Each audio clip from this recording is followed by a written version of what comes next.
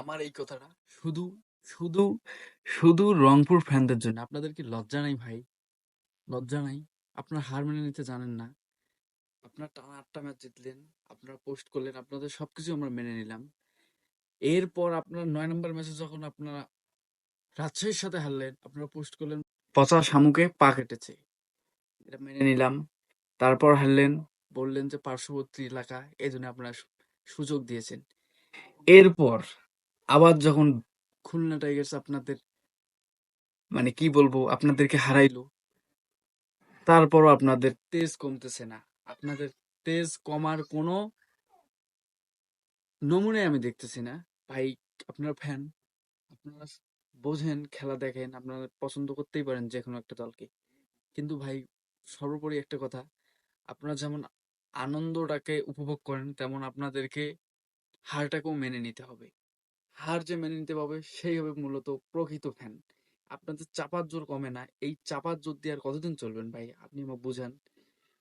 এই যে চাপাগুলো আপনারা দিচ্ছেন, আপনারা যে হারছেন, হারার পর যে এই যে চাপাগুলো দিচ্ছেন, এই চাপাগুলো কি আসলে নেওয়া যায়? আপনারা একবার মনের সাথে বুঝেন তো। হারকে মেনে নেন ভাই। এই রংপুর ফ্যানদের এই যে একটা এমন একটা পর্যায়ে চলে গেছে, তারা ৮টা ম্যাচ টানা জেতার পর তাদের পা আর মাটিতেই পড়তেছে না। এরপর যখন হারতেছে, হারার পর তারা যে হারটাকে মেনে নিবে সেটাও নিচ্ছে না। তারা ভুজুং ভাজুং বুঝ দিয়ে আর কি চলতেছে, ভুজুং ভাজুং বুঝ দিয়ে আসলে ভাই ক্রিকেট হয় না, কোনো খেলা হয় না।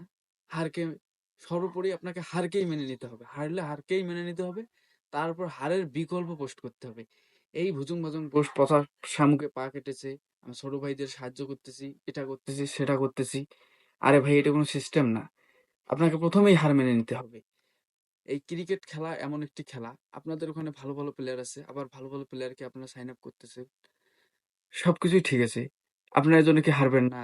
রংপুরের কি ইতিহাস আপনারা ভুলে গিয়েছেন? এর আগে যে রংপুরের ইতিহাস ছিল, সেই ইতিহাস কি আপনারা ভুলে গেছেন? আপনারা ভুলে গেলেও আমরা ভুলি নাই। আমার বাড়িও রংপুর। আমি রংপুরের ইতিহাস আরো ভালো করে জানি। গতবারও তারা পয়েন্ট টেবিলের ১ নম্বরেই ছিল। পরবর্তীতে তারা ১ম এই আউট হয়ে গিয়েছে। সুতরাং এখন তো রংপুরের ২ নাম্বার যে আছে, ১ নাম্বার থেকে তো ২ নাম্বারে আসলো। ১ নাম্বারে এখন ফরচুন বরিশাল। ২ নাম্বারে তো এখন রংপুর আছে। কিন্তু এখনো কুমিল্লার হাতে আরেকটা ম্যাচ আছে। সরি, খুলনাতে এখনো একটা ম্যাচ আছে।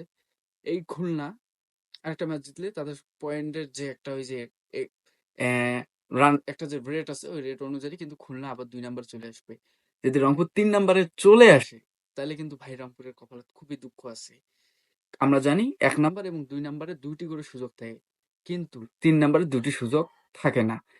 তো রংপুরের জন্যে, রংপুরের ফ্যানদের জন্য আমি আসলেই সমবেদনা জানাবো। কিন্তু সমবেদনা জানার আগে আমি আপনাদেরকে বারবার বলতে চাই ভাই, হারকে মেনে নিন। হারকে আপনাকে মেনে নিতেই হবে। এই চাপার জোর দিয়ে আসলে ট্রফি অর্জন হয় না। ধন্যবাদ।